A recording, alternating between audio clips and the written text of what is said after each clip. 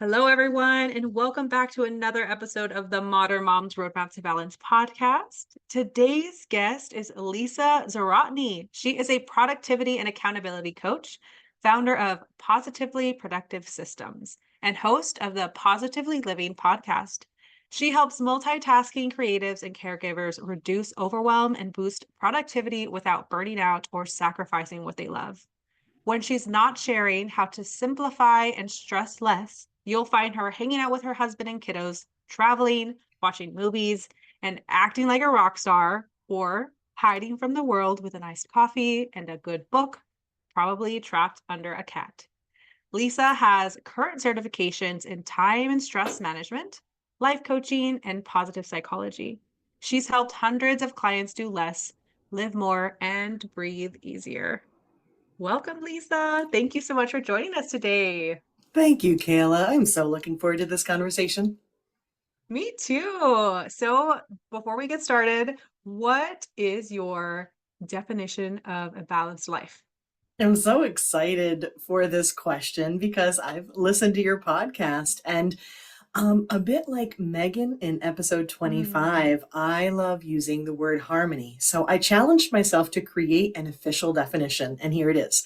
Ooh, For okay. me, the definition of a balanced life is harmony within and among my needs, wants, and Mm. values. It's a flow between my identities and my demands where I can serve those whom I love, including myself. Mm. That's beautiful. Wow. I got chills. Yeah, I love it.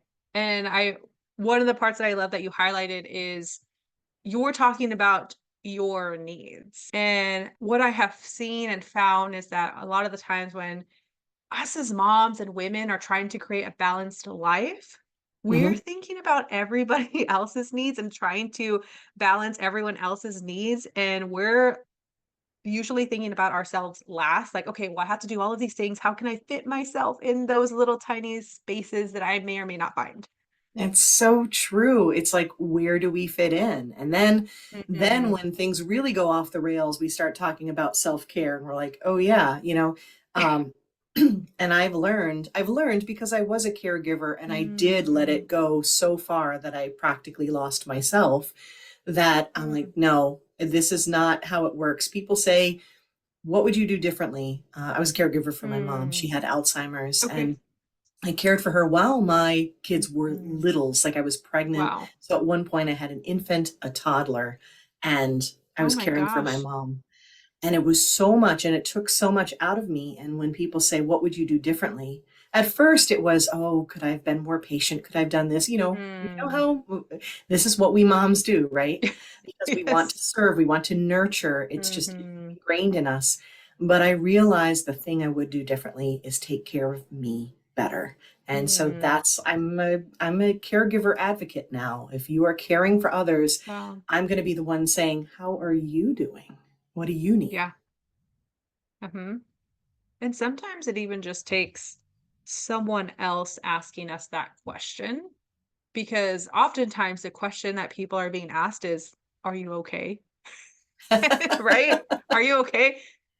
And I the what's coming up for me right now is my dad passed away in early 2021. And so if people ask me if I'm okay, what would come to my mind is like, no, I'm not okay. Why are you even asking me that question? No, I'm not okay. But then I felt this like, well, I probably should say okay because they don't really want to hear what's going on for me right now. And so I think like that question is really not loaded, but it for me, it would kind of gloss over everything else because if you have to ask that question, the person you're asking is probably not okay. That's such a good point. And may I say, I'm so sorry for your loss. I've Oh, lost thank both you. my parents, and it's a deep loss that we need to Mm. acknowledge. And I spend a lot of time, it sounds odd, as a productivity coach, talking about our traumas and our grief and all of the things that Mhm. make us human. And you're right. we're so quick to be like, I'm fine, everything's fine. It makes me think of that Mhm. meme with the dog and the hat sitting at the table and there's like fire Yes. everywhere. It's like, I'm fine, this is fine, everything's fine. Oh, yeah. It's not, and I think we think that most people don't want to hear it. And I guess in general, like if you're at the Mhm. grocery store and someone's like, "How are you?" You don't want to be like, "So I'm grieving heavily today." Like I get that. Yeah. But I can promise you when you have a chat with me, I do want to know. And you're Mm. right, how you ask a question can really change how you answer that question and how you know that you are, being offered to answer that Mhm. question. If I say, what do Yeah. you need today? You might be like, I need to talk about my dad and how I'm feeling and how I miss him. Yeah. Mhm. Or you might be like, I need an iced coffee. Oh, wait, that's just me. But Oh, whatever it I love a good is, iced coffee. right? There you go. Or maybe both. How about an iced coffee and we talk about, loss and how it affects Yeah, us and the good and the absolutely. bad and all of it. Yeah, you're right. Asking a question and then asking that of Mm. yourself, taking the time, Yes. walk away today and do me a favor and ask yourself, what do I need today? Mhm. Oh, yeah. I have this planner that I use, and one of the daily questions that it asks is, what do I really wanna do today? How can I honor this even in just the slightest way? Yes, that's pretty much like the magic sweet spot of what I do as a Mhm. productivity coach that brings in, simplicity and small steps. It's like you can honor and not only the needs. We talked a lot about needs right now, but I did mention Yeah. wants because we get both of those, right? We get to Yeah. want things too. Mhm. We're more than just moms, we're more than just caregivers. And so there are things that we want. And sometimes it's like, I feel like there's this real overlap because Mm. the things that we desire, that we're passionate about, I have seen firsthand in myself and my clients make a difference in our energy and how we show up. When Oh, you get to do those things you yes. love, right? You're a better mom for it. Yeah. Oh, yeah. You are. You are. Because those things that you absolutely love doing give you energy more than it takes away. Yes, it's energy giving, exactly. Yes. And so, since we're on this topic of energy, Yeah. why does energy management matter more than time management? So I mean, there's nothing wrong with this idea of time management. We have a certain amount of time. What do we do with it, right? We're managing our time. But the thing is Mhm. that the way we manage what we're doing with the time is managing ourselves. This is Mhm. where you start getting into classic productivity concepts of like we manage our distractions. We're clear on what it is that we need to do. We have a to-do list. We have the tools that we need to do the things. But Mm. the energy side of it is you can have everything in place, all the systems, everything ready to go. And you can just have one of Yeah. those days where you are hurting, you are sad, you want to burn everything Mhm. down, like, or you're just, you're exhausted because you didn't sleep well. Mm. You're not going to have the same productivity levels. No. Okay, another fun example. I'm sure you've seen it with your kids is there's a task that they don't want to do. Most Mhm. likely I'm going to go ahead and be a psychic and guess that it's cleaning up toys or cleaning up the Oh, room, right? yes. But then Yes. you say, hey, or at least I've said this to my kids, hey, you can play with your friends once your room is clean. Oh my goodness, you cleaned it already I like breathed once and you're done. Yeah. They were motivated.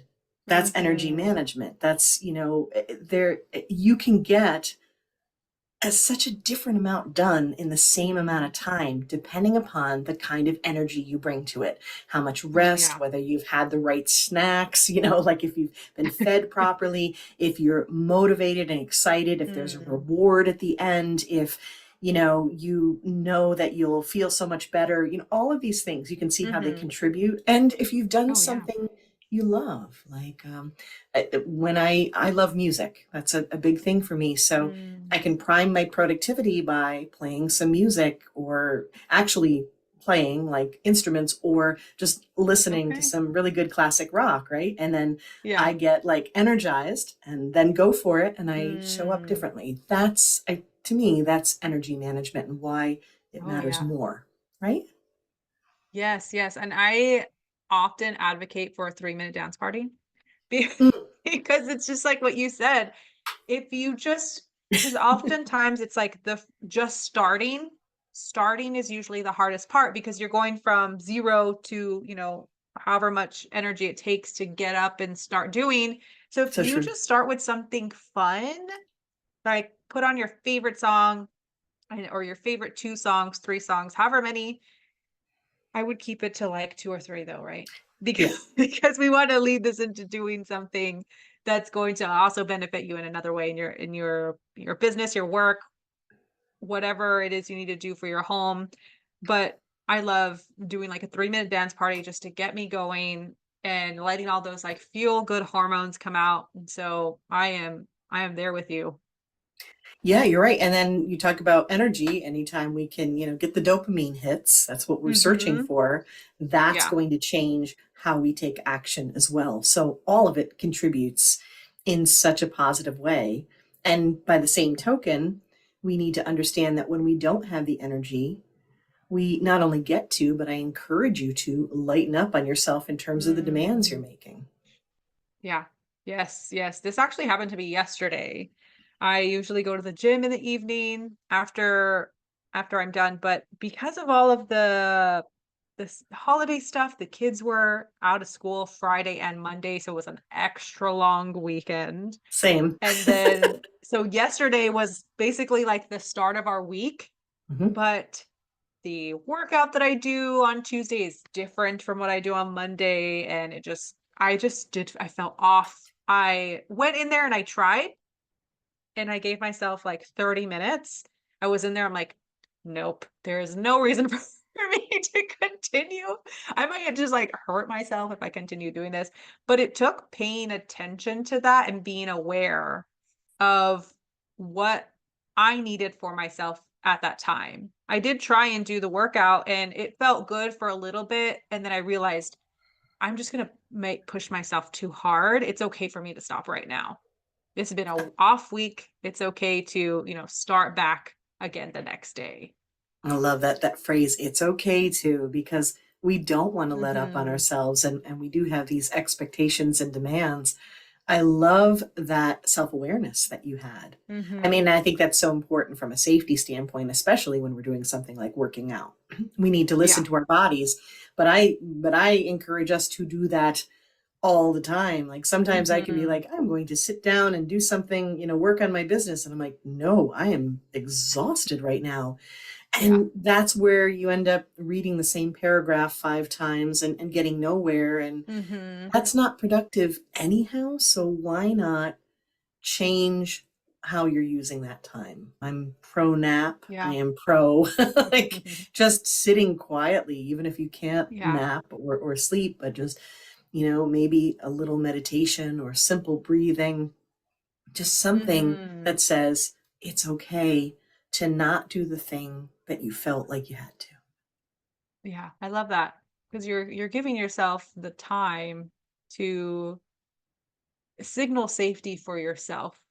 Because what I've seen is a lot of moms who work, women in general, whenever they are trying to get themselves to do some type of rest, it is not it feels uncomfortable for them or things like, "Oh, I should be doing this or I should be doing that." So giving yourself that small amount of space to just take some breaths, stop for a moment, slow down, signaling safety to your body, to your nervous system, and then saying, "You know what? It's okay for me to do this. This isn't what I'm used to doing, but this is okay for me to slow down. And I might even be more productive because I've given myself the opportunity to slow down." I will pretty much guarantee that, and I love the phrase signaling safety because that we need safety to Mm, mhm. function at our best. Yeah. So I can pretty much guarantee you that by taking that time you will be more productive when you return Yeah. to the thing. And one of the things that I would say seen the most, and I'm not immune to any of this. I've experienced it all personally, and I see it with my clients, and especially us mamas, where we say, okay, our value equals what we're doing, right? Mm. We try to Mhm. say our productivity and our value equate, and that means action. But that becomes what I call a busy trap. Yeah. And we're just constantly doing, and we're not understanding that not doing can be Mm. just as productive or prime our productivity for something else. That being more selective is the best way to show up quality versus quantity, that by just being who we are worthy and valuable, and it's not equating to the action. If I could do Mm. anything with the platform that I have, whether I'm having a conversation with you here or on Yeah. my podcast, is to eradicate this whole Mm. mom's epitaph where it's like she gave everything she had to us and left Oh, nothing. No, how yeah. about she modeled for me what it's like to have really good Mhm. boundaries and self-care, and also fully give out of love and Yes. nurture me where I needed it. How about that? I'd rather have that. Yes, yes. Or I learned how to do all of these things because my mom showed me how.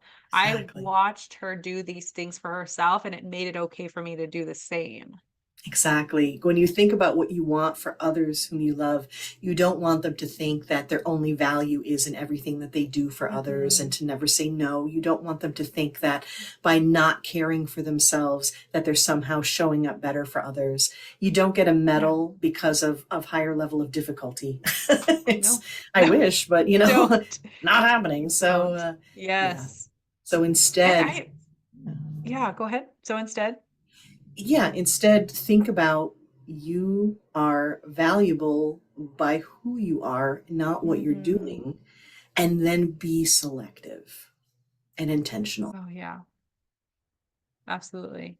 And I think part of that too is it's interesting that you said like you don't get a medal because you don't. But what I've noticed is many of the moms who are overdoing things, what is that word that people are using? Overfunctioning, right? Mhm. We're overfunctioning, trying to check all of these boxes, were women who did really well in school. They were the high achievers, they got A's, they probably went to college, some of these women, and you were given grades, medals, for that achievement. But when you come into like motherhood or like this real world outside of academics, outside of even from like even outside of like corporate settings, because even in corporate settings, there's still somewhat of that level of you are sometimes given things, promotions, raises for your productivity. But when you come outside of that, there's no longer those accolades, there's no longer that award, but you're still functioning at that same level. Mhm. And it's trying to, how can you detach from those? It's a really good point. And so I think somewhere in there, there's a great deal of praise that we receive, like, oh, this is a good Hmm. thing you're doing. And when you describe that, you're also making me think of the challenges that women have in the workplace, in terms of, Yeah. okay, so we have, the difference in pay, right? Okay. But we also have a difference in how we will go for different positions. I mean, there are studies that are showing that men will Hmm. have, like, I don't know, maybe half the skills necessary and they'll go for the job. Yes. And women will Oh have yeah. 100% and not be sure if they should apply. We, Oh we yeah. Yeah. over prepare, if you will. And I Hmm. see that, across all aspects of life, in terms of, so that over functioning, Yes. I think we see it everywhere. Oh, yeah, and I think if that study that you're referring to or whatever it was, I think it's even lower than that. I wanna say, like, men will Maybe apply like for a a job if third. it's, like, 20% or something. It's something low, yes. Yeah, really. Oh my gosh. Yes, Yeah. and I knew it women was will just do it like if they very have, low. like, 75 to 80%. It's Yeah. something, yes, it was something ridiculous. Yeah, yeah, Yeah. and There's a so, like, really if you big don't gap. have if you don't have, like, one of those qualifications or experience in like this random thing that maybe you would only experience in that job, Mhm. then a woman will likely not apply for it.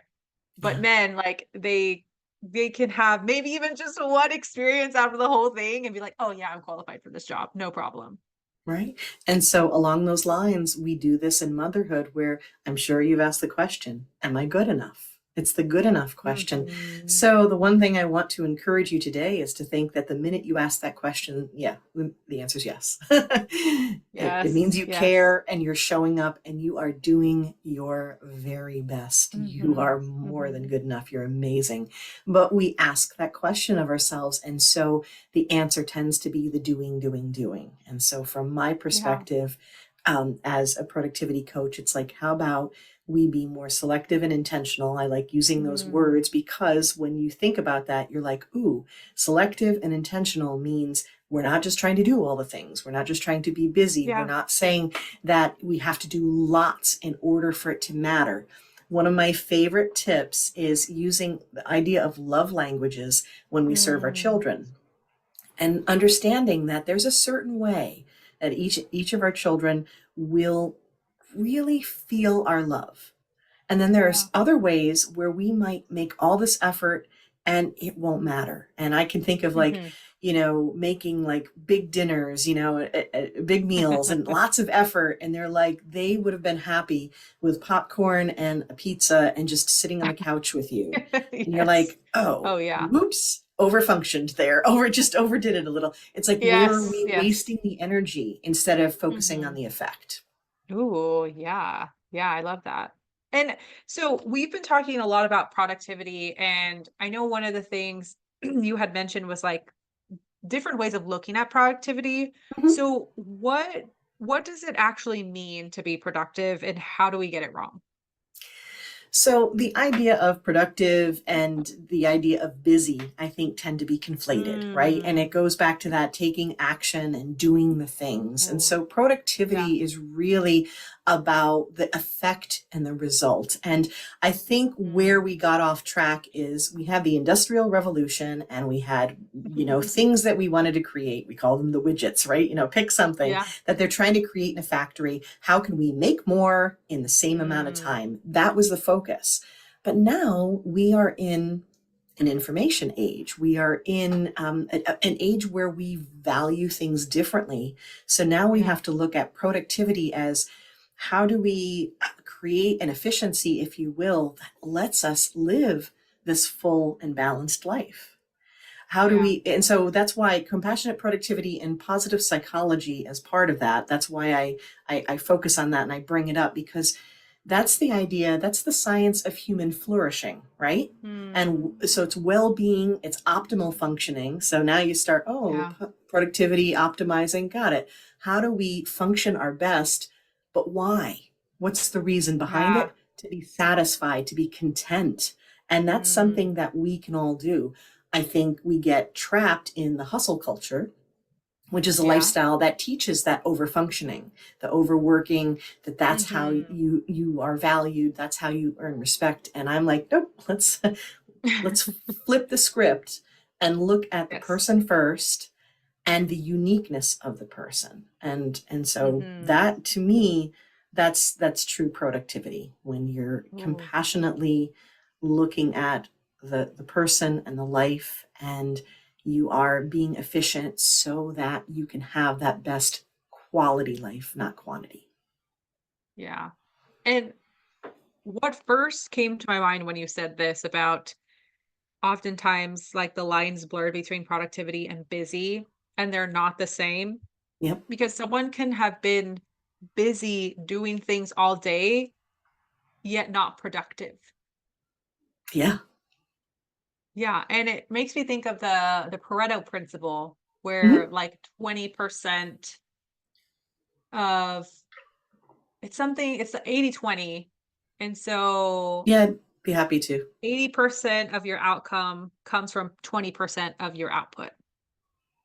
Right, exactly. And I actually, it's funny, I just did a couple of solo episodes on my podcast about both of these Mm, things, the distinction okay. between being productive and busy, and also the Pareto principle. So, this is the idea that when you look at everything you have to do, and this is a great takeaway for that Hmm. to do list, or like that, the list that you've essentially created. And a lot of times you've created this list because you have these expectations, right, of what you need to Hmm. do, that you will get 80% of your results from 20% of that list. And I love to use the Yes. example of what we wear like 80% of the time is only about 20% of our closet.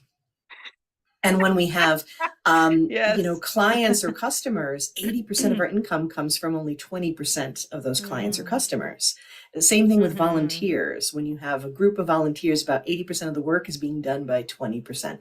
Sometimes it's 70-30 or Yes. 90-10, but the whole idea is it's a leveraging ratio that where you can say, I don't have that much energy. I want to do things, for me too, Yeah.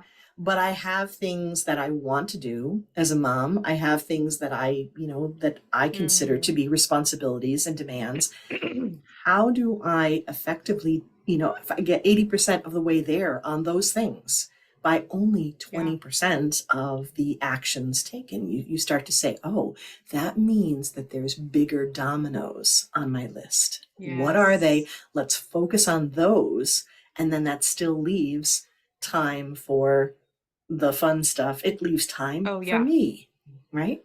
Yes. Yes. And what's coming to mind right now when you said there's bigger dominoes, and I'm thinking about this in terms of what can I do? What can I take off my list that's going to give me more energy? Because Hmm. this often comes up a lot in terms of the clutter and the messiness in the house, and how there's not enough time in the day to keep your home immaculate on your own. Like there just isn't enough time.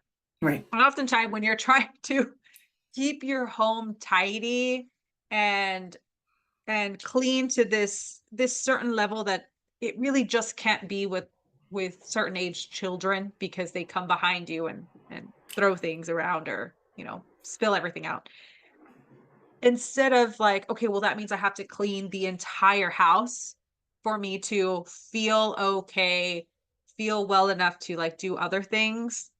It's okay, maybe you don't have to clean your entire home. Maybe there is a specific place in your home that you want to keep at this level of cleanliness and tidiness, that is going to, you can just go in there and like rest and get that energy, whatever it is that you're trying to do, whatever it is that you're trying to achieve, you can get it from that small place. And that is just your place to get your energy back. But that is so different than trying to keep your entire home at that certain level. Yes, I love that. And it's actually something I do recommend to clients is talking about that special, you talk about a Mhm. safe space, right? It's literally, Yes, it's a safe yes. space. It's your space. And it's a reminder too. And we all get to have spaces, like if your kids have a space for toys, Mhm. or, it depends, of course. If you're living in a one bedroom flat, that's going to be different than, a multi-bedroom farmhouse Mhm. in the country. But Yeah. again, on a sliding scale, everyone has their sort of dedicated spaces. You have the Mhm. family space, the living room, you have purpose for each of the spaces.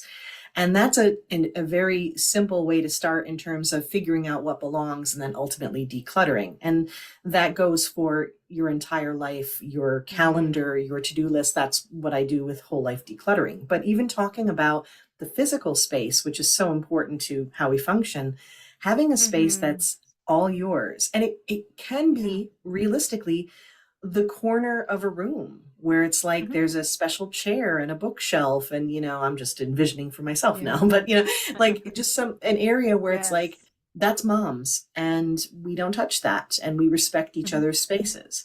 The other thing that came up for me when you were describing this was sometimes it's managing our own expectations. You said a Mm. very it's a very true statement that when you have littles, there are certain ages, there's certain seasons of your life where Mhm. messy is kind of the norm. Yeah. Managing what you, I want to use the word allow in a way, Mhm. that it's a good idea if you can release that expectation that it has to be pristine. Now, Mhm. for some, it might still be that a lot of mess is anxiety inducing. So you have to judge yourself. Is this an expectation I have because I think it's supposed to be, because Pinterest and magazines have taught me, because Yes, what will the yes. neighbors think? That's one thing versus I can't function and I can't be productive when it's messy. You have to know yourself, like what your sliding scale is, what your clutter threshold is. Mhm. Then from Yes. there, to your point, the 80-20 rule can be like, I feel better if, what's the, what's the 20% of my home that if it's neat and tidy, it feels bigger. And Mhm. I would say for me, my bedroom and the kitchen. Oh, yeah, yeah. Right, Mhm. so and it's different for everyone, so you can find your 80-20 in there, or you can find a space that's just yours where you get to keep it Mhm. pristine, or you can find simpler ways you can allow yourself to be like, well, actually we can have this enormous basket in the living room and all the toys can be piled up in it and then they're not on the floor. That makes me feel better. Yeah. Good enough. It's that, what's the good Yes. enough level that makes you breathe easier. Mhm. Yes, I love that. And for us, our what's the 20% out of the Yeah. 80% of our home or the 100%, right? Is us is our living room and kitchen. Those if those are clean, it makes a huge difference in how There we you go. feel. I don't even care, like, the kids have a playroom. I think it's supposed to be like a formal dining room, but we don't eat there. So we turned it into a playroom because that made Awesome. more sense for Yeah. us. So I do not care what it looks like in there because I have these other spaces that feel so good to me. Yeah. And I used this as an example on my 80-20 episode where in the kitchen, for example, Mhm. you can even 80-20 when it comes to getting a space to a point that Mm, makes you feel better. It's so yeah. funny how when you clear counters, just clear and wipe down counters and close drawers and cabinets, what Yes. a difference that makes. Uh-huh. For it's Yeah. like, find the horizontal surfaces and clean them and close doors and cabinets and you're like, oh, this is much better. You could still have Oh, yeah. dishes in the sink, you could still, there can still be things happening, but it feels a lot better. So again, you kind of find Yes. your threshold and you make that work for you. Mhm. And it takes less time to do that than it would to just completely clean and organize your kitchen. Exactly. But you Yes. still And so get you had 80% of the results. Right. oh, absolutely. You had noted whole life decluttering. What do you Mhm. mean by that? Can you talk more So we about that? talked about decluttering the space. We talked about like Mhm. 80-20. We talked about what you have in your space depending upon the season of your life. And I touched a little bit on this idea of what belongs. And I love your example of Mm. using a dining room that you're like, yeah, we're not doing that formal dining Yeah. thing. So let's use it for a different purpose. Well, all of these principles, and I did this originally as a professional organizer, I would help people with their physical Mm. spaces. I realized how much this applies to all the spaces in our life. So when we think about decluttering, we think about clutter. And I love Peter Walsh's quote that it's anything that gets in between you and the life you want to be living. So, right, you get to Mm. choose what's the life you Yeah. want to be living, what's blocking you. Now translate that Mm. to stuff in your space. If you, like you said, if the kitchen is messy, if the living room is messy, that's not the life you want to be living. It makes you edgy Yeah. or anxious. It doesn't let you function or celebrate or be hospitable in the way you want. That's a Mhm. block. So you clean it up. Now apply it to what's on your schedule. Like, how much are you Mm. cramming into your schedule day to day? What's Yeah. on that to-do list? All the spaces of your life, where's the Mhm. clutter there? And that also includes the thoughts we have, our mindset. It includes those Mhm. expectations we have, like, I have to have a pristine home. Do you? Yeah. Let's talk this out. I mean, maybe, but also let's ask the question: is it actually true, or is it Mhm. something that's been, an idea that's been implanted by someone else? So many times we Oh, have yeah. obligations and expectations that come from someone else.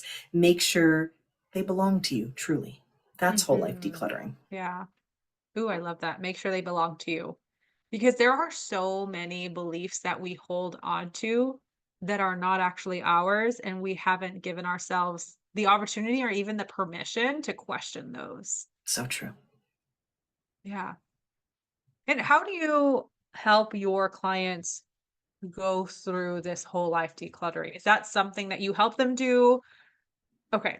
Yeah, definitely. And I will even do actual, like, physical decluttering. We'll do virtual Mm, decluttering. I've had clients pick up their phone and walk around their space with me. And okay. like I have a Yeah. client that I regularly meet with. So we're on an accountability plan where we check in and I help her just Mm, process her life. And like, she's also dealing with a custody, challenge. So okay. it's Yeah. had 1 week with her daughter and then without. And so what are we Mm, doing? Which days? And then sometimes it'll be like, my fridge is insane and I can't function. Okay, let's mm, walk over to the fridge and talk about, what you're doing and we'll work through yeah. things. So yeah, I will do all manner of decluttering with my clients. And here's why. It's such a simple concept, but it's such a truth. And I hope you take it with you, is that it's so much Mhm. easier to organize less. Oh, yes. It just, I mean, it sounds so silly, but it's so true. So it's like, if you're dealing with too much, then that's where the overwhelm comes from. You have too much and you're like, I don't know where to put it. It doesn't fit. And again, you see how that applies to a drawer you're cramming full Mhm. or your schedule.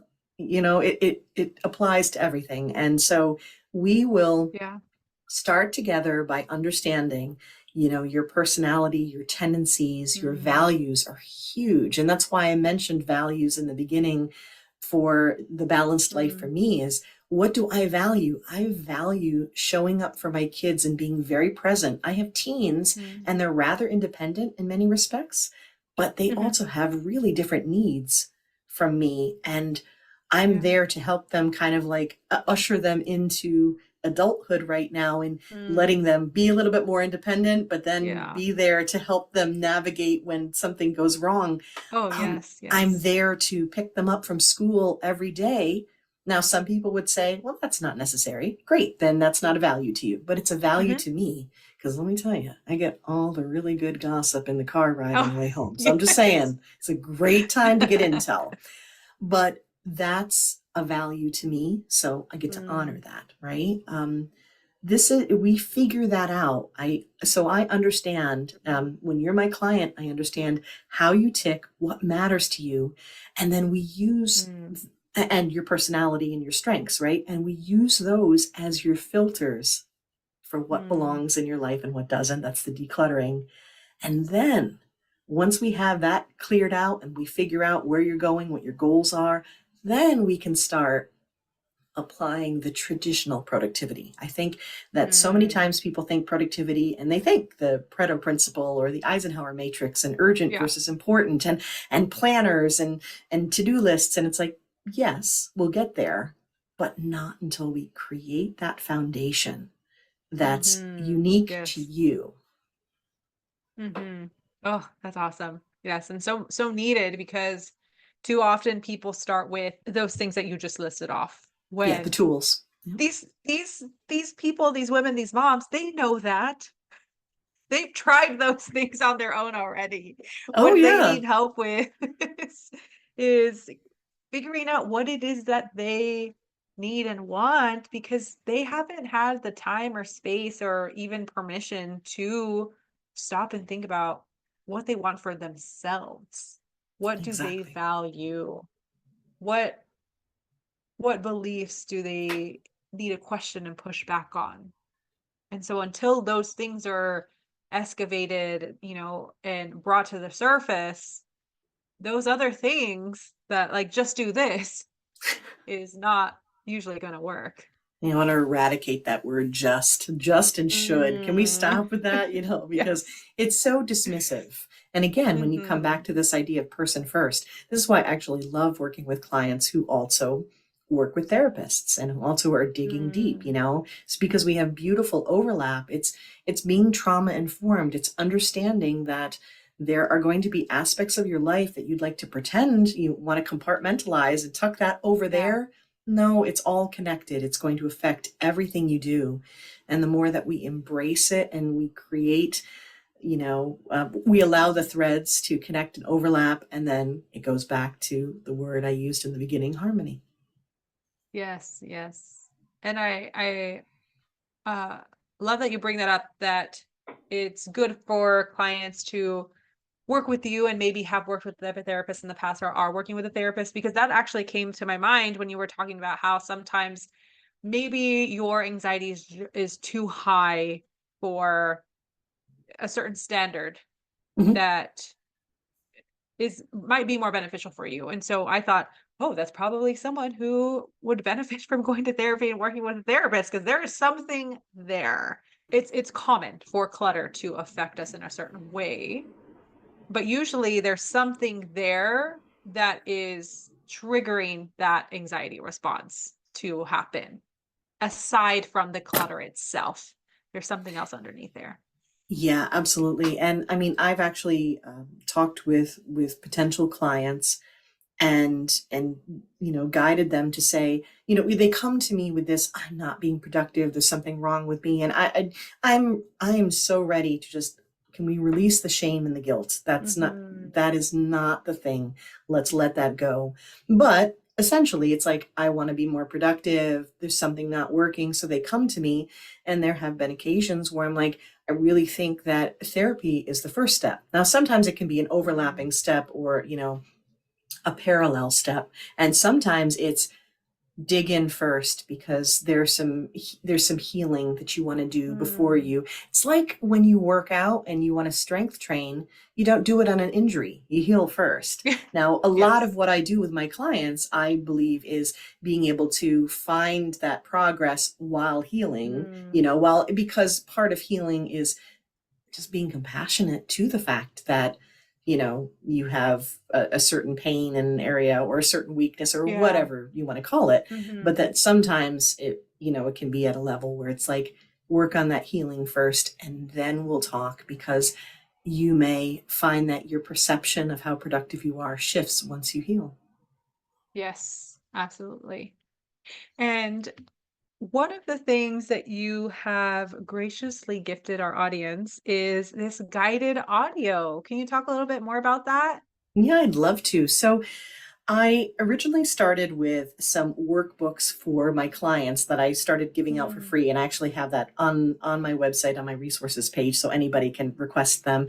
And one of them was, core values workbook. So again, we Okay. talked about values, and another one was a joy list, which is kind of a energy Mm. management and self care guide. It's really asking that question, like you said, hey, what do I love? What lights me up? Yeah. And the third one I called the focus file, because I love alliteration. And it was this idea of doing what you might call a brain dump or a mind sweep. And it's loosely Mm. based on David Allen's Getting Things Done. His idea of the mind sweep is, what has your attention? It's Mm. decluttering your mind, because so Yes. often, and moms and mental load, this is huge, right? Yes. So Yes. many of my clients are like, I got to do the mind sweep today. So I do have a workbook that guides you through that, but I Mm. realized we are so on the go. We're in the car half the time. We're Hmm. doing things. I Yes. need to do a guided one where you don't need anything special, just literally something to take notes with and a Yeah. chance to listen in 5 minutes. And I'll walk you through a guided mind Mm. sweep so you can get the clutter out of the head and someplace safe. And then we'll worry Yeah. about processing later. So that's what the guided audio Oh, is. that's awesome. Oh, that is so awesome and so needed. And I would highly recommend everyone listening here to go and grab that, because you probably don't realize how much you're holding on to and how much all of that thing in your mind is weighing on you. So when you go through this and you actually like release some of that stuff for yourself, I guarantee you're going to feel so much lighter, or you're going to feel somewhat lighter. You're going to feel lighter in some sense. So go and grab that. And Lisa, thank you so much for joining us. If someone is thinking like, I really want to work with Lisa or really want to like get in her space, what is the best way for people to get connected with you? So you're listening to an awesome podcast right here, and you could hop over to Positively Living. I'd be honored if you'd join me there. But all of the links to all the things from the podcast to coaching to these free resources you can find at positivelyproductive.com. And if you like to play on Instagram and have some fun, I'm a little ridiculous over there. You can definitely see the coffee and the cats and the music and the jokes and all the things. Humor is one of my core values, not surprisingly. But we have fun over on Instagram, and that's positively_Lisa. Any of those places, I would love to see you. Say hi, and I look forward to hearing from you. Awesome. And we will definitely link all of that up in the show notes. So don't worry about writing that down. But thank you again, Lisa. This was a wonderful conversation. I had an awesome time with you. Oh, thank you, Kayla. It was truly my pleasure.